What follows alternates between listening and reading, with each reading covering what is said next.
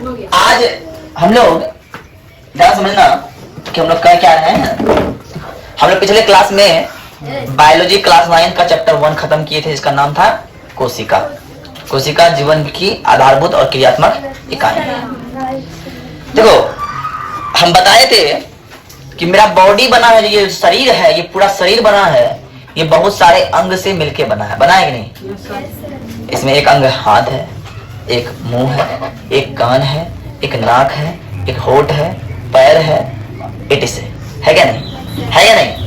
अब बहुत सारा अंग जो बना है, समझना पहली बात, बहुत सारा अंग जो बना है बहुत सारा उत्तक से बना है। अब बहुत सारा उत्तक जो बना है बहुत सारा कोशिका से बना है क्या ना? अंग बना है उत्तकों से, पहले शरीर बना है अंगों से, अंग बना उत्तकों से, उत्तक बना है कोशिकाओं से, ये है ना? तो हम लोग कोशिका पढ़ लिए थे, अब उसके बाद पढ़ेंगे उत्तक। तो उत्तक के बारे में पढ़ते हैं। उत्तक क्या है? उत्तक का डिफिनेशन है। उत्तक का डिफिनेशन है, क्या डिफिनेशन है? तो देखिए ध्यान से, समान उत्पत्ति तथा समान कार्य को संपादित करने वाली कोशिका के समूह को क्या कहते हैं? क्या कहते हैं? उत्तक कहते हैं। तो बोल दिया है, पादप में पाए जाने वाले उत्तक को पादप उत्तक और जंतु में पाए जाने वाले उत्तक को जंतु उत्तक कहते हैं। क्या कहते हैं?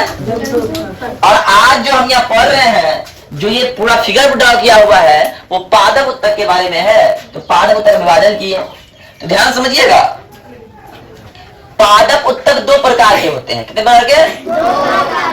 पहला होता है नंबर 1 विभज्योतकी उत्तक और नंबर 2 कोई दिक्कत? अब विभज्योतकी उत्तक भी होते हैं 3 प्रकार के। कितने प्रकार के? नंबर 1 शीर्षस्थ, पार्श्वस्थ और नंबर 3 अंतर्वेशी। विभज्योतकी के 3 भाग शीर्षस्थ, पार्श्वस्थ और अंतर्वेशी। बात समझ में आई? अब आते हैं अस्थायी उत्तक के बारे में। तो अस्थायी उत्तक 2 प्रकार के। कितने प्रकार के? नंबर 1 सरल अस्थायी उत्तक, नंबर 2 जटिल अस्थायी उत्तक। नंबर 1 सरल अस्थायी उत्तक, नंबर 2 जटिल अस्थायी उत्तक।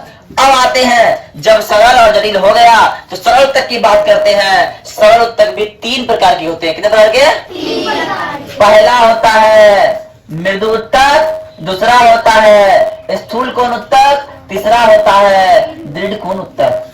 बात समझ में आई? और जब अस्थायी उत्तक की बात करते हैं तो अस्थायी उत्तक होता है 2 प्रकार के, जाइलम और फ्लोएम। जाइलम और फ्लोएम। अब जाइलम होता है 4 प्रकार का। कितना प्रकार का? वाहिनिकाएं, वाहिकाएं, जाइलम तंतु और जाइलम मृदु उत्तक, है ना? अब फ्लोएम की बात करते हैं तो फ्लोएम होता है चालनी नलिकाएं, सहकोशिकाएं, फ्लोएम तंतु और फ्लोएम मृदु उत्तक। आई बात समझ में? कोई खास चीज तो है नहीं, बस डिवीजन दिखाना है। अब इस डिवीजन के बाद करना क्या है? हमको एक एक करके सबका डिफिनेशन करना है। सबका क्या करना है? डिफिनेशन। विभज्योतकी उत्तक क्या है उसको डिफाइन करने के बाद तीनों को डिफाइन करेंगे।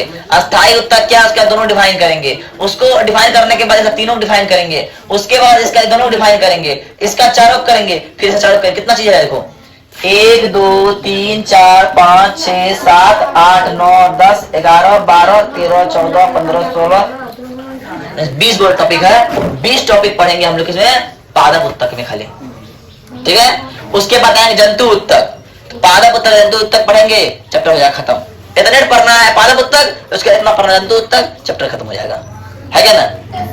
तो इसी तरह हम लोग पढ़ेंगे। अब अगला क्लास में इसका डिफिनेशन करेंगे। ठीक है?